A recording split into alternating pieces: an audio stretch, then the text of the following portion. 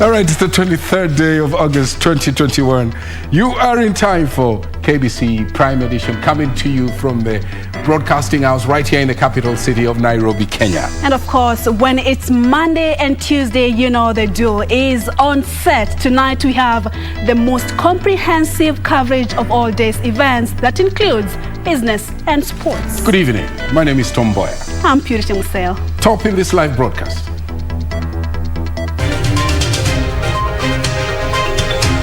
Must see beyond the smoke screen and unmask these people who are out to take advantage of you. Youth Affairs CS Joe Musheru dismisses Deputy President William Ruto's bottom-up economic blueprint, terms it outdated.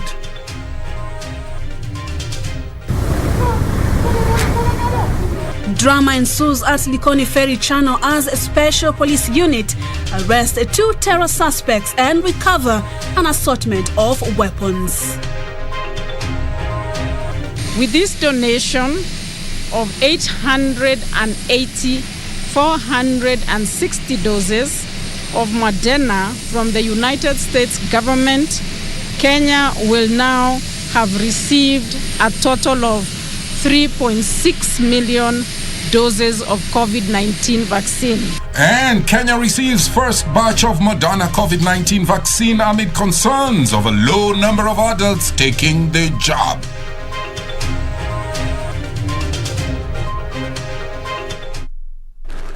Thank you for joining us. Lucy Mboya is in charge of our sign language docket. Absolutely. Feel free to interact with us. Tell us where you tuned in from. Use the hashtag Prime Edition at KBC Channel 1 News. Straight to our top story. ICT and Youth Affairs Cabinet Secretary Joe Musheru mandate tour into Deputy President Dr. William Ruto's proposed bottom-up economic blueprint, terming it outdated. Speaking in Kiambu, where he launched the National Council of Churches of Kenya Youth Fragility Report, Musheru claimed that the proposed economic blueprint is anchored on falsehoods. Beatrice Gatonya opens our coverage tonight with that report. Saying he's a student of economics, the ICT and Youth Affairs Cabinet Secretary said the successful economic uplifting of the populace cannot be carried out with outdated solutions. That some of these far-fetched economic fantasies are anchored on falsehoods, sprinkled liberally with proclamations of sanctity by leaders who should know better. Musheru called on the youth to be wary of leaders who are promising them solutions that he termed as analog as part of a new economic blueprint. Your time is now. Take advantage of your numbers to make the difference in this country. I challenge you to go forth and seek elective office so that you can start the journey of making meaningful gains for yourselves and for our country. The CS at the same time hit out at the clergy that he said are allowing politicians to use the pulpit to spread falsehoods and advance their political agenda. Where has the church been when some of these falsehoods are being perpetrated, sometimes from the pulpit, by these misleaders? This has already been said earlier by the young people here. And for us to have a wholesome youth, for a wholesome society, society must endeavor to tell the truth, even when it hurts, because the truth shall set us free.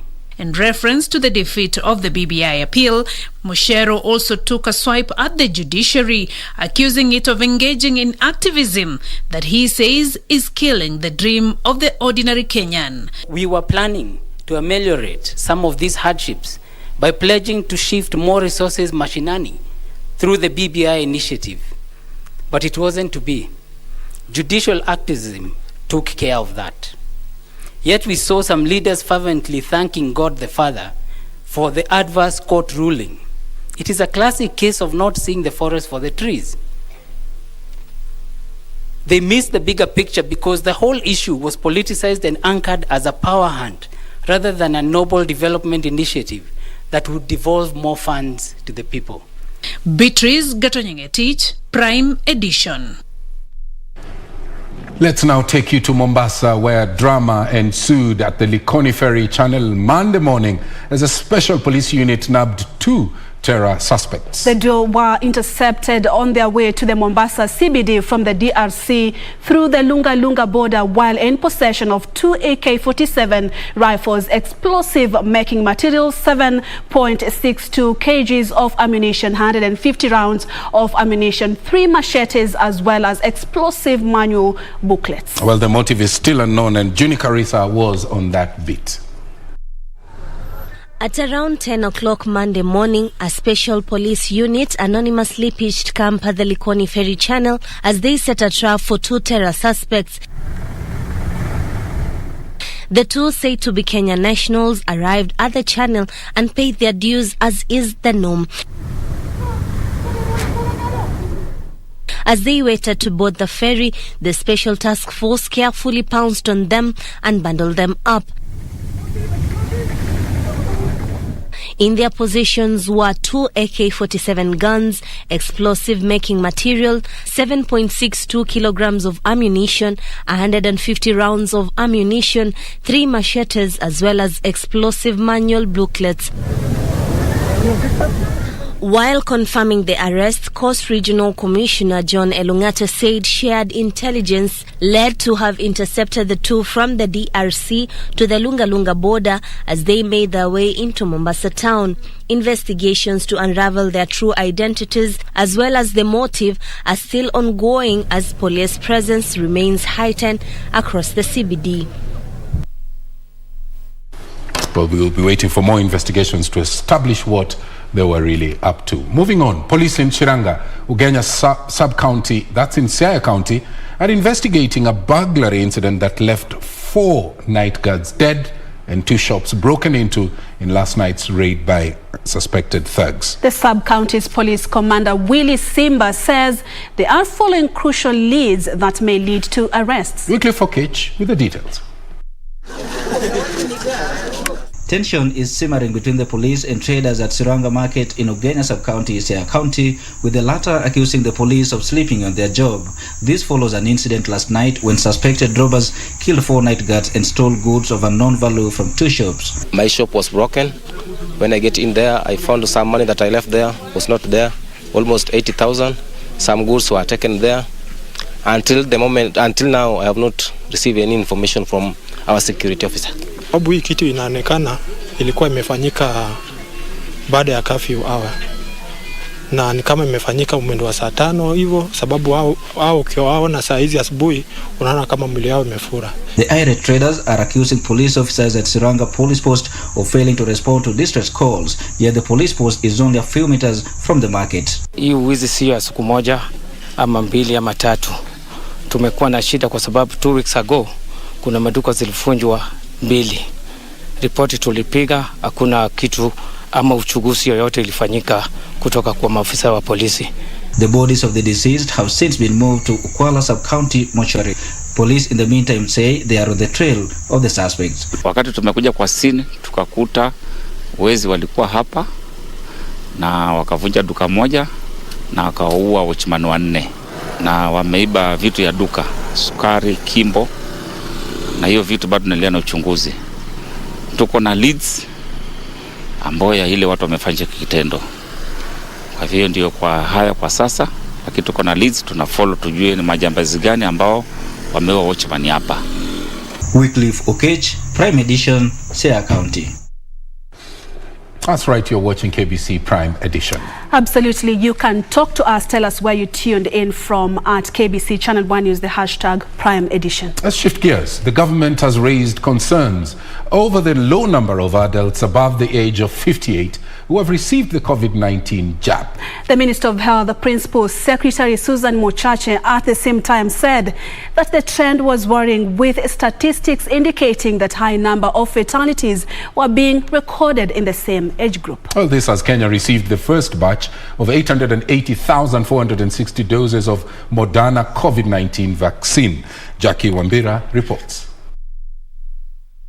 As the country plans to vaccinate at least 10 million people by December this year and 26 million by June next year, the government has raised a red flag on the number of adults above the age of 58 years who have been vaccinated. Analysis of our data has shown that 70% of the 4,497 deaths that have been reported so far are occurring in persons over 58 years of age, followed by those who are over 50 years old. It is therefore disheartening to observe that despite prioritizing the vaccinations of persons above 58 years, who are estimated to be 2.6 million, only 91% are fully vaccinated. It is therefore a matter of great urgency that we get 2.3 million people in this category quickly vaccinated to protect their lives. And Monday morning, Kenya received at least 880,000 doses of the Moderna COVID-19 vaccine, part of the 3.5 million doses to Kenya donated by the U.S. government through the COVAX facility. With this donation of 460 doses of Moderna from the United States government, Kenya will now have received a total of 3.6 million doses of COVID-19 vaccine. Principal Secretary Susan Muchacha saying the ministry targets to vaccinate at least 150,000 people a day from the current 40,000. 1.6 million Kenyans have received their first dose, and 780,000 Kenyans are now fully vaccinated. We continue to be encouraged by the increasing uptake of the vaccines in the country, because last week alone we attained a daily vaccination rate of 40,000 people per day. And on Friday, we hit a record of 70,000 vaccinations in a single day, placing us on course to achieving our target of administering 150,000 doses daily before the end of September. In Kiambu County, the government has kicked off a mass vaccination drive targeting over 50,000 residents in 2 days. In another 2 weeks, hiyo figa itarudi chini, na ndio tumeanza hii mpango ya mass vaccination. So far, tume vaccinate karibu 145,000 people katika Kiambu. To date, a total of 2,412,209 doses of vaccine have been administered across the country, including 1,631,022 first doses and 781,187 second doses. Monday's consignment is part of the 1.7 million doses of Moderna vaccine that is expected in the country this week. This even as Kenya expects to receive 390,000 doses of Johnson & Johnson as Kenya steps up its effort in the fight against COVID-19. Reporting for Prime Edition, I'm Jackie Wambiru. That's right, that report from Jackie Wanjiru. We now move Jackie Wambiru. We now move over and get an update, a tongue twister there a little bit. Let's now get an update on the COVID-19 situation. Kenya has recorded another 619 COVID-19 cases out of a total 4,647 samples screened over the last 24 hours. The new figures that represent a 13.3 positivity rate now push the number of total infections to 229,628. And in the latest data by the Ministry of Health, 31 more deaths have been recorded, all of them from late audits in the months of July and August 2021. This now places the total number of fatalities to 4,528. Globally, over 212 million cases have been reported, with the number of fatalities standing at slightly over 4.4 million. This is according to data from the Johns Hopkins University. Very well. Let's shift gears now and move into the world of politics. And Deputy President William Ruto says it's time. The time is ripe now to liberate the country from politics of personality to politics based on issues. Speaking today after meeting leaders from the Western Bloc in Naivasha, the Deputy President vowed to continue championing the bottom-up approach to the economy, saying that the model is aimed at creating jobs. He said this model will have more benefits from the trickle-down economics, which he said breeds cartels. And Kevin Washira now has that report. Deputy President William Ruto met leaders from Western Kenya in Naivasha, where he sustained calls for his bottom-up economic approach. I am persuaded that the country is ready for this new conversation.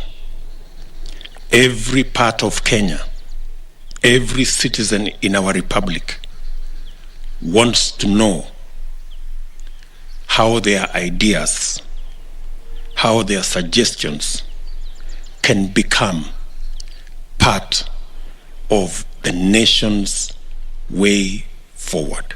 Ruto said Kenyans are interested in issue-based and not personality-based politics.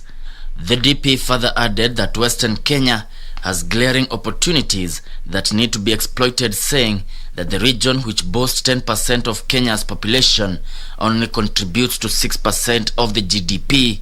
Collective problem we have is the status of our economy. If the economy can create the jobs, if the economy can create the wealth, if the economy can create the opportunities, we will sort out all the issues that face all our young people.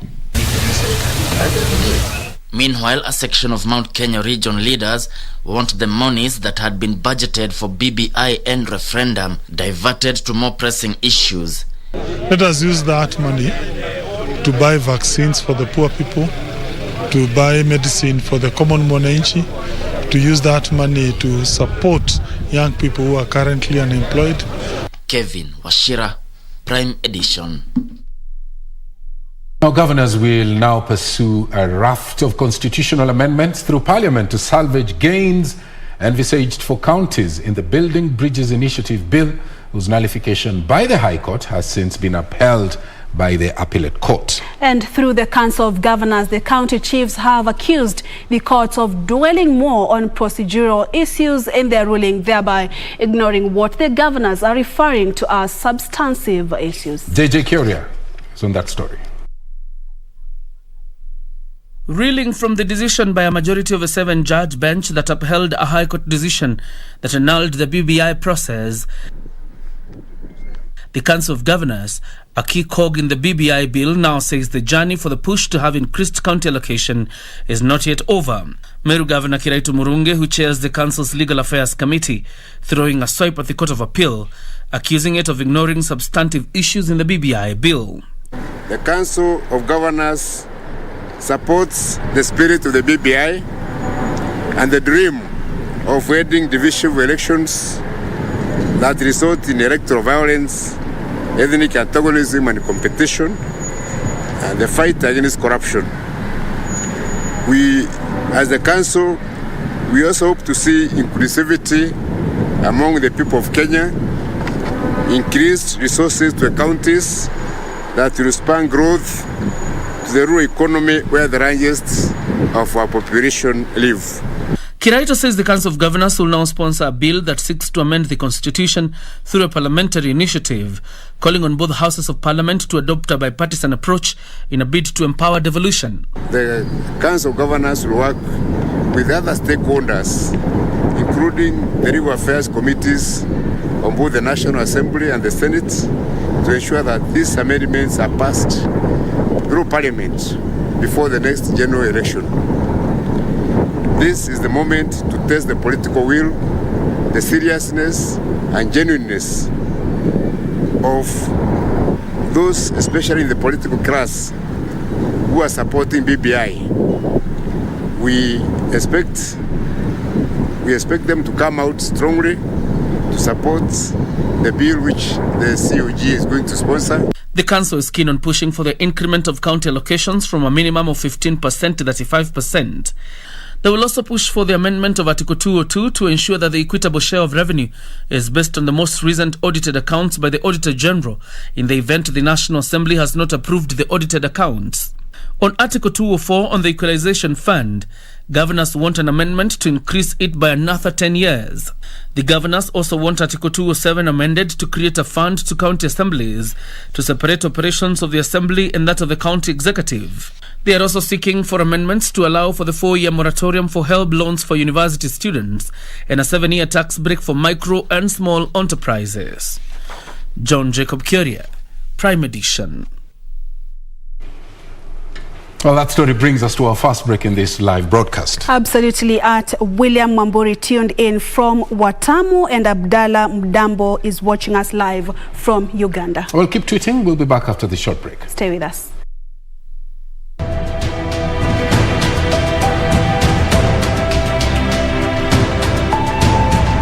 We say that we are very pleased indeed to be back home after nearly 1 month outside. Our journey to Soviet Union and China has been quite successful. I should say that the main purpose of our journey was to discuss and, if possible, to reach some agreement on both economic as well as cultural aid which we could get from this country. And this I can say that the agreement which we had reached with both the Soviet government and Chinese government is quite good for a start.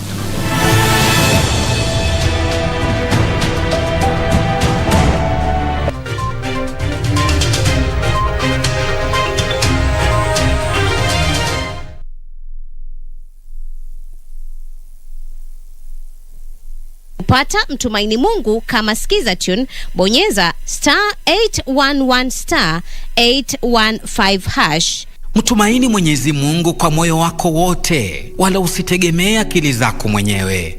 Umtambue Mungu katika kila ufanyalo, naye atazinyosha njia zako. Usijione wewe mwenyewe kuwa mwenye hekima. Mche Mwenyezi Mungu na kujiepusha na uovu. Methali 3:5-7. Kupata Mtumaini Mungu kama skiza tune, bonyeza *811 *815#, *811 *815#.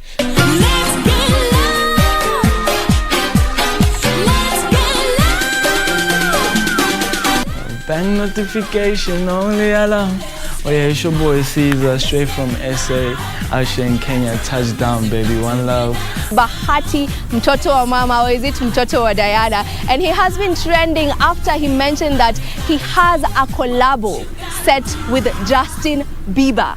And he, as is the usual, he was just trying to chase some clout so that you can talk about him as he releases a Gengeton song. So he has a collaboration with the one and only Ethic. It is about to drop, but well, just the usual Willy Pose being him and doing him.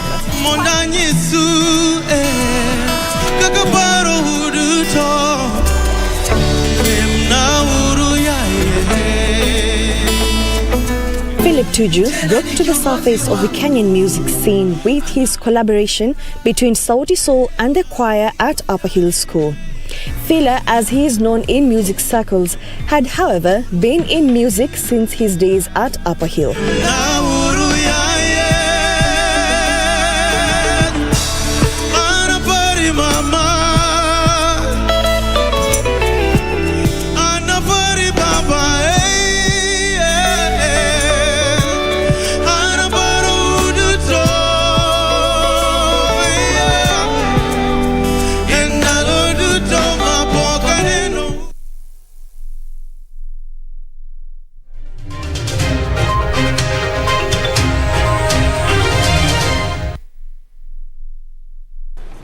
Welcome back, and let's take you back to the coastal region.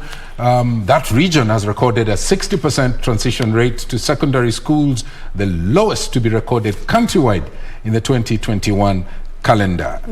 And Education Cabinet Secretary Professor George Magoha has subsequently directed education stakeholders from the region to make deliberate efforts to readmit students who dropped out of school due to these challenges to various public schools by Thursday this week. Juna Karisa reports. It was a moment of relief for the family of 17-year-old Moses Wafula as he got admitted to Shimolatewa Boys High School in Mombasa after attaining 394 marks in the 2020 KCPE. According to his father, Alfanyi Sidhani, poverty delayed his son's transition to secondary school. Nilikuwa nimefika mwisho na nimekata tamaa. Kisha na maana kazi sina kulingana na corona. Paka sasa nafurahi. His fate seemingly shared by 15-year-old Biosa Hassan, who got a scholarship to study at the Mamangina Girls High School. This after futile attempts by her mother Fatma Charo to get funds. Leo Magoa ameingia kwangu, akaona mazingira nilio naishi na akaiza kumchukua mtoto wangu na akamleta hii shule Mamangina. Ningependa kuwasihi wazazi wasiwafiche watoto nyumbani, wajitokeze hata kuja mashule, kwa sababu kama ninavyosema huyu ameletwa na waziri, lakini kuna yule ambaye baba alimleta mwenyewe na tukamsaidia. Tumepeleka watoto 1150 ambao ni wa kuriport form 1. Tulitoa pesa 7.6 million purposely ya kulipia watoto ambao wanaingia form 1 kwa mara ya kwanza juzi. The two are among the 40% of students who are yet to fully transit to secondary school across the coastal region. We have about 80% of the children are at school. There are areas that are doing very well, with about 90% or so. This region of the coast is doing very badly. Education Cabinet Secretary George Magoha has directed education officials as well as local leaders to trace all learners who are not in school and ensure they are enrolled in public secondary schools this week. Children in the coast must go to school, all of them. And we want to know if some that are not going, for example, if a child is pregnant, that pregnant child should be taken to school and given all the necessary assistance. Government has given an extra 240 million shillings for us to buy rice directly from Mboya to assist the schools that require children to be fed. Juni Karisa Mbele for the Prime Edition from Mombasa County. Scales of justice, a 34-year-old man has been charged for raping a 25-year-old Nazarene University student. Ibrahim Malukani Hamisi, who appeared before Chief Magistrate Francis Andai, was however freed on a bond of 500,000 shillings and a cash bail of 300,000 Kenya shillings. Well, the case will be mentioned on the 6th of September, as Sarafina Robi reports. 25th day of July 2021. 34-year-old Ibrahim Malukani Hamisi was on Monday morning presented before the Milimani Law Courts, where he's charged with 2 counts of assault and rape. It's alleged that on the 25th of July 2021, at the Ridgeview Hotel along Jinsala Road in Nairobi, he committed the offense of rape to a 25-year-old Nazarene University student. Hamisi, who was presented before Chief Magistrate Francis Ndai, pleaded not guilty and was granted a bond of 500,000 Kenyan shillings and a cash bail of 300,000 shillings. The case will be mentioned on the 6th of September for pre-trial directions. For Prime Edition, I'm Sarafina Robi.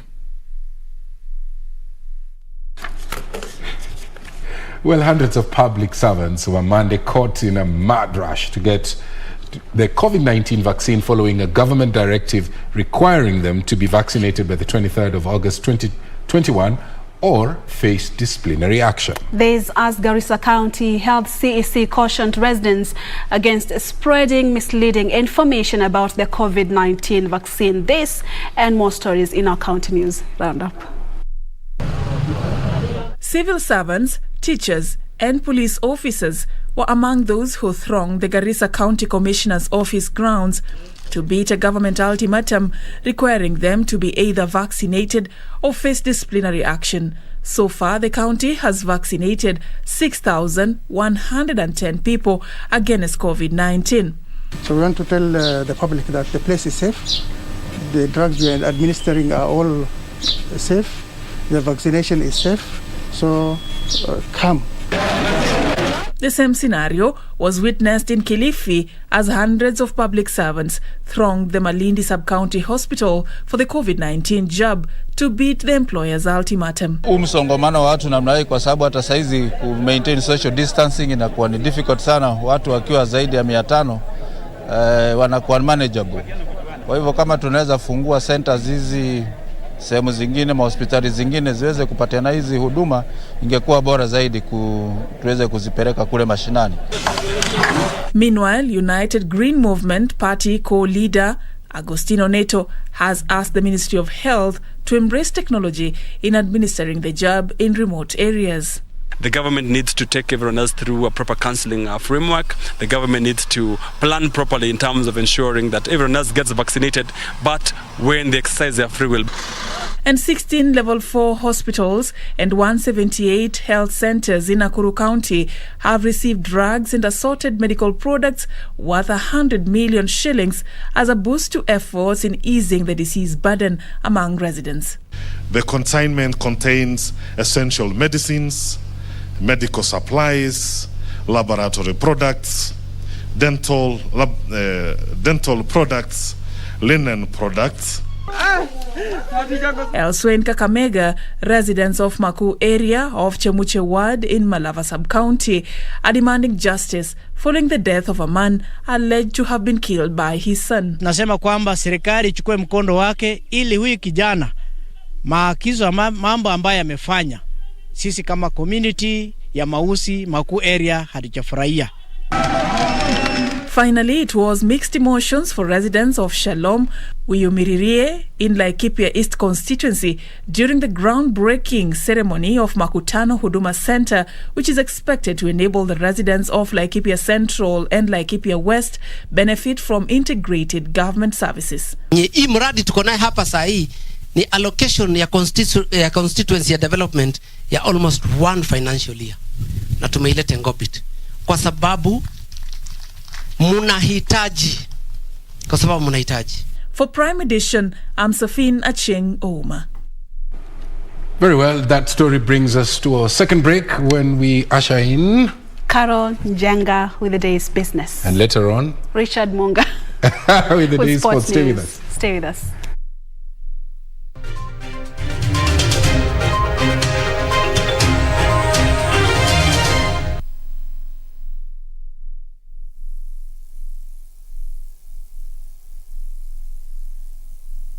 Quiero amarte de una forma diferente, de otro modo. I used to give my support to Madame Lucrecia because she's the mother of Lucio. Now I know that Lucio is very lucky to have you. But hey, at least all your land is mine now. Let's talk to my lawyer and finish this. No, not so fast. You're going to have to get Max out of jail, and then I will give you my land. You always think about others before yourself. And I'm really sorry, but I really think that Mr. Mauro is already dead. It's been weeks since he disappeared. Why are you here in the office of my father? I am the president of this company now. Did you forget that? I've decided to give Cesar the Star Zone in exchange for your freedom. You're gonna get out of here soon, Max. Quiero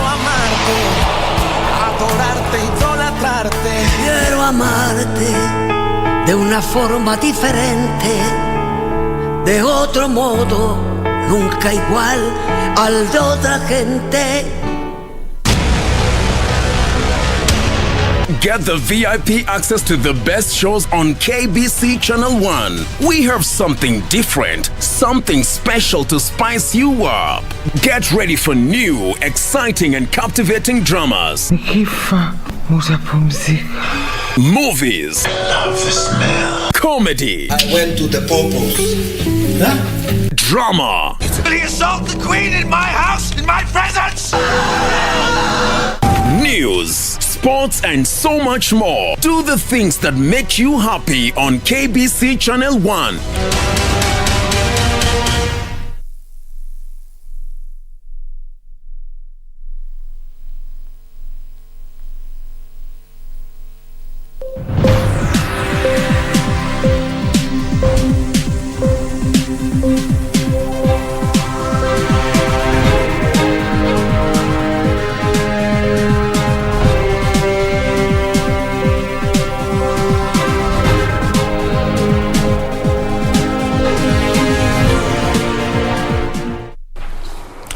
Welcome back. Time now to take a look at the latest in the world of business. My name is Carol Jenger. Now, the cost of consumer goods is likely to soar in the coming weeks due to rising freight charges and a severe shortage of shipping boxes. The matter has been worsened by a major shortage of vessels due to COVID-19 disruptions. Now, data from the Shipping Council of Eastern Africa shows that the cost of shipping a 40-foot container to Mombasa has gone up by 152,000 shillings to 390,000 shillings in the last 8 months. The world is grappling with a rare and unique challenge: lack of enough container boxes and vessels. This has been occasioned by a resurging global economy and effects of the COVID-19 supply disruption. China, which produces 8% of global containers and ship boxes, says it has increased production by more than 30% this year. But this has not assuaged the situation. As a result, freight costs are rising, which in turn leads to higher prices for consumer goods. The global shortage of vessels coupled with order cancellations are already hurting Kenya's imports and exports, according to data from Shippers Council of Eastern Africa.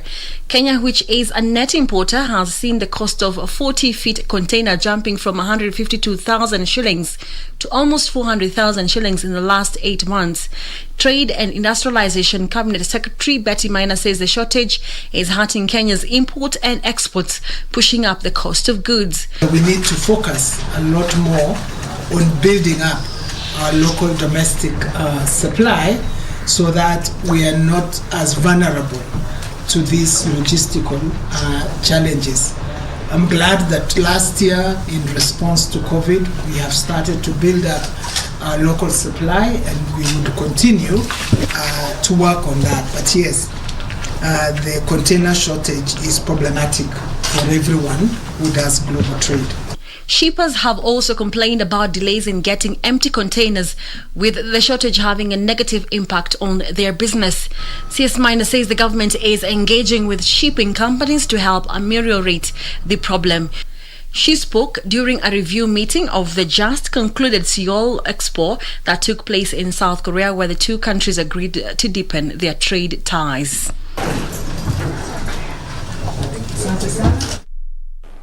Now, Kenya and Tanzania have eliminated a total of 20 trade disputes as the two countries move to improve diplomatic and bilateral ties. Now, speaking during the fourth session of the Kenya-Tanzania Joint Commission for Cooperation, the two countries have agreed to accelerate talks to deal with remaining 40 non-tariff barriers. Bilateral and diplomatic ties between Kenya and Tanzania have become frosty in the last 10 years as the two countries engage in regional supremacy wars. This has scuttled the integration of the East African community, where the two countries are the biggest economies. Mid this year, Tanzanian President Samia Suluhu visited Kenya, where the two countries agreed to reset their ties. Kenyatta said Kenya and Tanzania agreed to rearrange their joint commission for cooperation to deal with issues affecting trade and labor-related challenges. We shall have a conversation around those issues and come to some agreement that we are all comfortable, that we are all happy, and that we can move ahead on those issues. The ministers of trade of our two countries met in July 2021 in Arusha, Tanzania, and they were able to resolve over 30 out of 60 non-tariff barriers. Today, the two countries have announced that out of the 60 issues that were highlighted as non-tariff barriers, 20 have already been addressed. Our government have also continued to build conducive business environment, which include establishment of trade policies and enacted laws and conducted substantial economic reforms. Those efforts have created confidence of the business community to engage and take advantage of the opportunities created within our two nations and the East African region at large. The two sides have agreed to meet regularly to strengthen relations by sorting out minor problems affecting the people as they do business and interact with each other. We now cross over now to Lamu Port, where it is first becoming a transshipment hub for Zanzibar and Far East. So far, the port has received 5 transshipment ships destined for these 2 markets.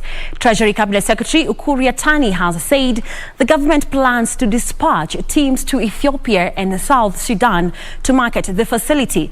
The port was operationalized in June this year after more than a decade of construction.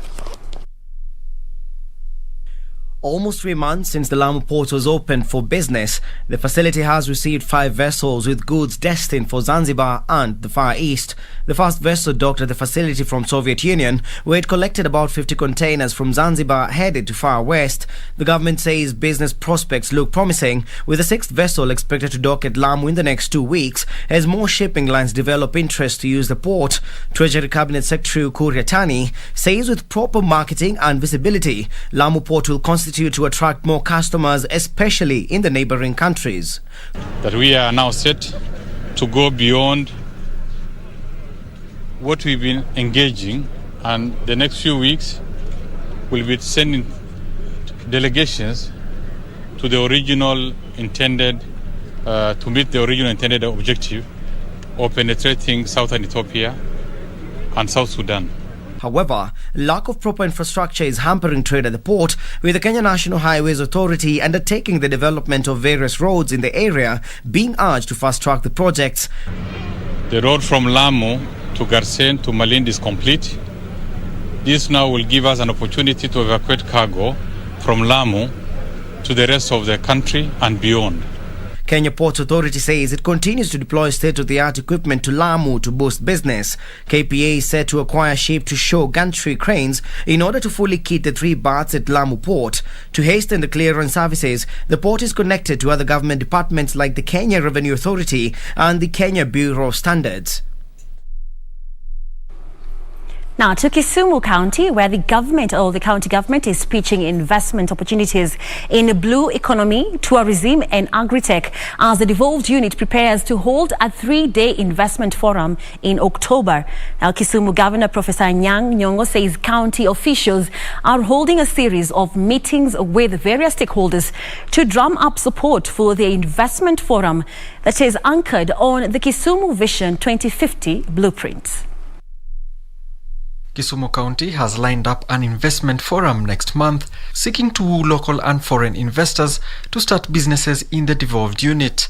Among the opportunities that Kisumu County is advocating is the blue economy sector, leveraging on Lake Victoria, which is the world's 2nd largest freshwater lake that directly supports food, nutrition and economic security to about 2 million people. We want to have under the docket of roads, public works and transport and housing and urban development, we want to have a promenade along Lake Victoria, because the lake is there but people can't access it. People can't come and relax and just enjoy the beauty of that lake. So that's one component of the blue economy. In terms of agriculture, livestock and fisheries, aquaculture is a big thing that we want to push. In terms of sports, we want to introduce water sports. This for me is why devolution was mooted in the first place. The ability to bring the best minds into a county like Kisumu and have structured planning for the development of this county. During the latest meeting with the private sector, Kisumu Governor Professor Anyang' Nyong'o pitched tourism and agri-tech opportunities. So today's meeting was that we met with the private sector from various walks of life. We did brief them about the Kisumu development up to today and what we are looking into the future and the needs for private sector investments. We went through the economic fundamentals in the county that investors need to know about and capital requirements that will make development possible. He said the devolved unit was improving investor outcomes through targeted strategies. For the local economy perspective, the people on the ground are excited to see what will become from the trickle-down effect from big investors coming down to Kisumu County and investing on the various parts of the economy there. Alan Naoko, Prime Edition. Thank you, Alan Oko, for that report. Now we cross over now to stories making headlines across the border and beyond And the second phase of the satellite TV project seeking to provide TV services in 400 remote villages in Uganda has been launched following the successful conclusion of the first phase in 2019. Under the project of the access to satellite television for 10,000 African villages, 400 selected Ugandan villages will be connected onto the digital television network by StarTimes, a Chinese-owned digital and terrestrial TV service provider. Now here are the details of that story and more. Chinese officials describe the Access to Satellite Television for 10,000 African Villages initiative as a people-centric investment, since it caters for the less privileged masses and enables them to fit in the digital world. Song Wei, project director at StarTimes, said connecting villages will start this month and end before December 25th. Song said homes, public places, schools and offices will be connected with satellite television sets. He says the project is set to benefit students in rural areas who have difficulty in accessing education information. The first phase of the project has benefited over 500 villages and more than 500,000 people in Uganda. Meanwhile, Ethiopian Airlines Group has established a global standard cargo conversion program to convert the B767-300ER to freighter services following a partnership agreement with Israel Aerospace Industries. The new passenger-to-freighter conversion center in Addis Ababa will commence its first business with 3 Ethiopian Airlines-owned B767-300 aircraft. The conversion line in Ethiopia will join existing conversion sites in Israel Aerospace Industries, operated at its campus in Ben Gurion International Airport and in Mexico. Elsewhere, thousands of people in South Africa's Western Cape province have started flocking to the West Coast National Park to catch a glimpse of dazzling wildflowers that are in full blossom. At the end of South Africa's winter, a sea of flowers brightens the country's west coast, providing tourists with picturesque views. An array of wildflowers of many different species puts on an impressive show, creating a spectacular natural carpet of brilliant rainbow colors. Flower enthusiasts come from far and wide to catch a glimpse of the annual floral display, a unique experience which only happens for a few weeks every year. And after the flower season ends in a few weeks' time, visitors to the park will still be able to enjoy its rich biodiversity and picturesque views all year round. Now, LG Chem Limited shares fell nearly 10% after General Motors said it would recall an extra 73,000 Chevrolet Bolt cars using its faulty batteries. The Southern Korean company has suffered a similar nosedive in the past after a similar recall by Hyundai Motor Company. Now, details of this and other from across the globe. General Motors on Friday expanded its recall of Bolt electric vehicles due to fire risk from what it called battery manufacturing defects, saying the recall would cost $1 billion and that it would seek reimbursement from LG. The US automaker said that the recall covers vehicles beginning model year 2019 and that it would indefinitely halt Bolt sales. LG on this said it was working to ensure a smooth recall and is preparing an initial public offering for battery unit LG Energy Solution. The company has lost $5 billion in market value, with its stock on track for its biggest intraday percentage loss since March 2020. Meanwhile, more than 80 private COVID travel test providers listed on the UK government's website will be issued 2 strike warnings over misleading prices. A further 57 firms will be removed from the website on Monday because they either no longer exist or do not actually provide the relevant tests. The government will also introduce spot checks on the test providers. The UK government has made it a condition of international travel to England that tests before travel and on your arrival in the UK are mandatory. Finally, PayPal Holdings Incorporated will allow customers in the UK to buy, sell and hold Bitcoin and other cryptocurrencies starting this week. The rollout, which marks the first international expansion of PayPal's cryptocurrency services outside of the United States, could inspire further mainstream adoption of the new asset class. With over 403 million active accounts globally, the San Jose, California-based company is one of the largest mainstream financial companies to offer consumers access to cryptocurrencies. The company hopes its foray into the new asset class would encourage global use of virtual coins and prepare its network for new digital currencies that may be developed by corporations and central banks. And that roundup brings to a close the business news for tonight. My name is Carol Jenga. Have a good night, but do not change the channel. Richard Munga is coming up next with the sports.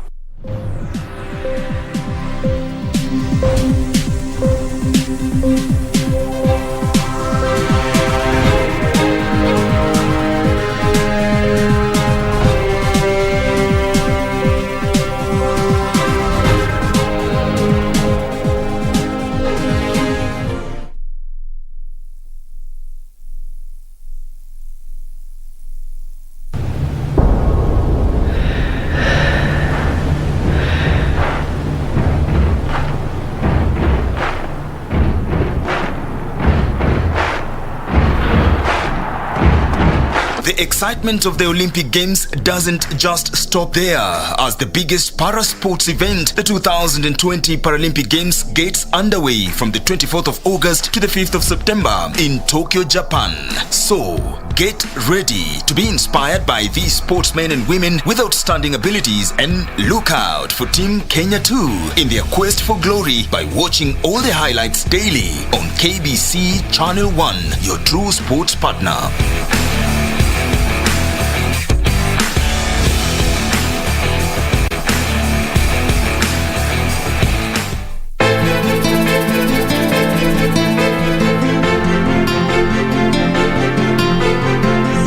Kwa hakika ule uamuzi niliochukua kumhusu Badi ulikuwa wa makosa. Najutia kusema la kweli. Haukuwa uamuzi wa busara kabisa. Tulimalizana mimi na wewe. Sawa. Na sijui kwa nini nifuata hapa. Nataka kukushukuru kwa kunirudishia sauti yangu. Ni vizuri mtu kuchukua muda na kufikiria mambo kwa makini. Wewe, nilikuleta hapa kuja kufanya nini? Yaani ya maneno ya kujirudia. What type of nonsense is this?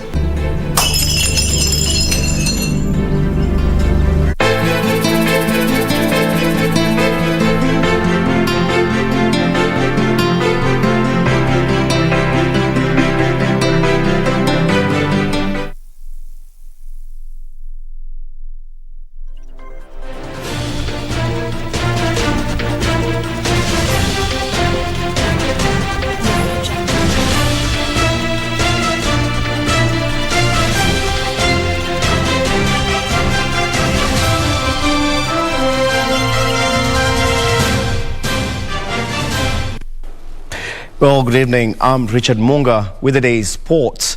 Now, the just concluded World Athletics Under-20 Championships saw 4 new world records set, 15 championship records, as well as 68 national records. Emmanuel Onyonyi, who was among 8 of Kenya's gold medalists, set a new championship record after winning the 800 meters race in a time of 1 minute, 43.76 seconds. Many of the younger athletes who have featured in Nairobi will also have the chance to compete at the next World Athletics Under-20 Championship that will be held in Cali, Colombia next year. Kenya retained the World Athletics Under-20 Championship title after bagging 16 medals, that is 8 gold medals, a silver and 7 bronze medals. This bettered Kenya's last performance in Finland 3 years ago when the team amassed 11 medals. Emmanuel Onyonyi recorded one of the 15 championship records after registering a time of 1 minute 43.76 seconds to win the 800 meters race gold. Nashukuru tu Kenya kwa kuandaa mashindano hapa hivi. Boss, hii mara yangu ya kwanza kuingia Kenya team na nimewini medal gold, nimefurahi sana. Napanga kwenda kutrain tu vizuri nikuje nikimbie 140. French sprinter Sasha Zoya ran a time of 12.72 seconds to win gold in the 110 meters hurdles, a new world under-20 record after registering 12.93 seconds in the semis. After striking gold in the 100 meters race, Tina Clayton joined her Jamaican compatriots as they registered a new record in the women's 4x100 meters relay, clocking 42.94 seconds. All thing I have to do, I came out here and do my best. So my teammates helped me on to win the race. So we came out here to do our best and to get the goal for Jamaica. It feels really great to know that we always compete together and to come out here running with a team that we expect to get the goal. And we did it, and we came out here and we do our best to get the goal and new record. South Africa completed the same feat in the men's race in the same distance, winning gold in a time of 38.51 seconds. Host Kenya finished top of the medal standings with 16 medals, with Finland and Nigeria completing the top 3 places. Meanwhile, Kenya has been hailed for staging a very successful World Under-20 Athletics Championship that concluded on Sunday at the Kasarani Stadium. World Athletics CEO John Regent says they will continue to spread events and championships to more parts of the world, with Kenya once again hosting the last event of the Continental Tour Gold Series, that is the Kip Keino Classic, on the 18th of September. Olympic champions Soufiane El Bakkali of Morocco and Wojciech Nowicki of Poland, hope I said that right, of course, among the first big names that have already confirmed their participation. Yes, there are enormous challenges involved with these championships. At the forefront of those challenges are obviously COVID protocols, but also the fact they've come right on the back of the Olympics as well makes the timings hard. But I've got to say, it wouldn't have been possible without immense support from President Tui, from Athletics Kenya, from the LOC, from the government. And I'm not saying that because I'm sitting next to President Tui. Immediately after this, we draw up a program of preparations and how to select the team and eventually do the trial. And then we take the team to Cali. I believe we are going to get a very strong team. Well, at KBC Sports Desk, we congratulate all the 8 gold medalists, the 1 silver medalist and the 7 bronze medalists, as well as the whole of Team Kenya who represented the country in the just concluded games. Elsewhere, Kenya's powerlifter Helen Wawira will be the first Kenyan athlete to take part in the 2020 Paralympic Games that are scheduled to begin August 24th till the 5th of September in Tokyo, Japan. The opening ceremony, set for tomorrow, will be beamed live on KBC TV. Kenya's lone powerlifter Helen Wawira will be the first athlete in the Kenyan contingent to take to the field when she'll participate in the 41 kilograms category on Thursday. Wawira, who received a bipartite invitation, is optimistic of putting up an impressive performance. After Wawira's show, Asia Sururu Mohammed will participate in the PR1 single sculls rowing competition on Friday at Tokyo Sea Forest Waterway. The Kenyan team of 34 athletes will compete in 3 disciplines, namely athletics, rowing and powerlifting. It will be the 12th time Kenya will be participating in the Paralympic Games since their debut at the 1972 Games. Kenya clinched 6 medals, 3 gold, 1 silver and 2 bronze at the previous edition of the Games held in Rio, Brazil 4 years ago.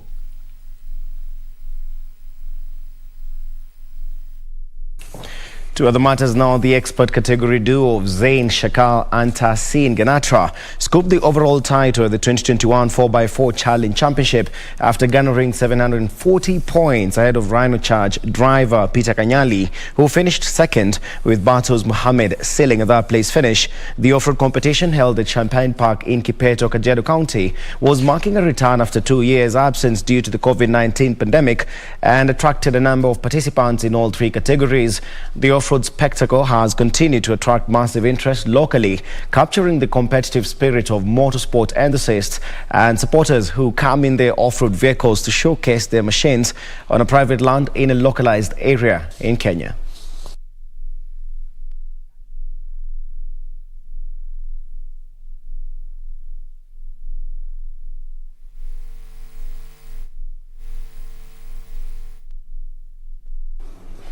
And the national men's basketball team, Kenya Morans, will begin its Afro Basketball Championship against Ivory Coast on Wednesday, when the Continental Championship begins in Kigali, Rwanda.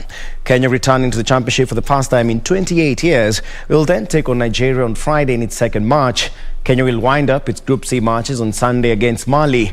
Kenya warmed up for the finals by facing 5-time continental champion Senegal on Sunday in a friendly match which they lost 67-74.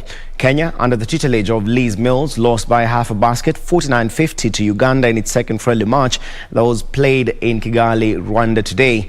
The championship has attracted a total of 16 teams and is set to be held between August 24th to September 5th, and will see top 5 nations booking their tickets to the World Championship.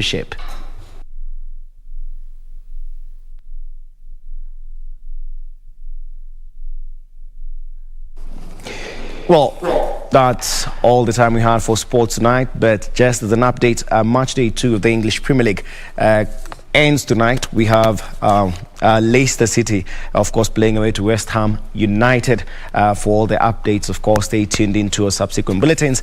And just to mention, the Paralympics will be showing the opening ceremony live from Tokyo, Japan tomorrow.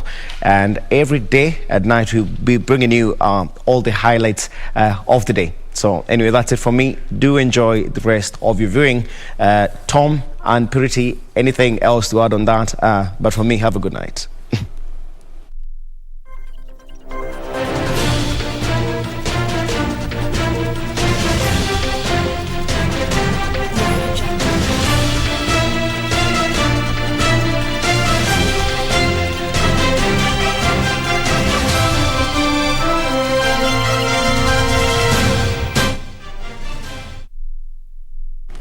Very well, thank you, Richard Munga, for that sporty update. Well, it's time to go now. Absolutely, and not before we acknowledge the people that have been keeping us company from their living rooms. Okay. We have Ameka Paul. He's saying that he's watching us live from Kajiado County. That is on our Facebook page. And then on Twitter, we have several people watching at Otieno Amolo, tuned in from Kisumu County. Thank you for watching and saying hi to Tom. And then we also have Wino Kello, tuned in from Siaya County. Very well. Well, thank you for that feedback. Thank you all for making time. We trust that the last 55 minutes was worth your while. My name is Mboya, and I'm wishing you a pleasant evening. Until tomorrow, same place, same time. My name is Purity Museo. Lucy Mora has been our sign language interpreter. Good night, God bless, and stay safe. Bye-bye.